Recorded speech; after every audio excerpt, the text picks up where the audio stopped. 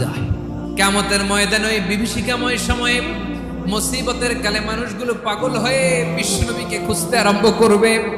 সবাই মিলে বিশ্বনবীর কাছে যেয়ে বলবে, ইয়া রাহমাতাল লিল আলামিন, দেখেন আমাদের কি অবস্থা, সূর্যের আলোতে ঘেমে হয়রান, আজকে কেউ সুপারিশ করতে পারবে না।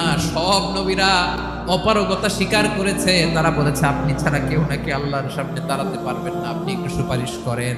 বিশ্বনবী বলবেন, আসো আসো, আজকের দিনে আমি ছাড়া আল্লাহর সামনে কেউ দাঁড়াতে পারবে না।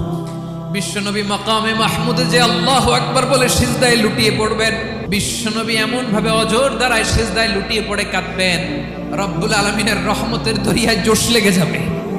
রব্বুল আলামিন এই দৃশ্য থেকে সহ্য করতে পারবেন না। রব্বুল আলামিন বলবেন, ইয়া মুহাম্মদ ইরফা রাসাক, ও নবী আপনি মাথা তোলেন, যা চাবেন তাই দেব, ওয়াশফা তুশাফা, যার জন্য সুপারিশ করবেন তার সুপারিশ কবুল করে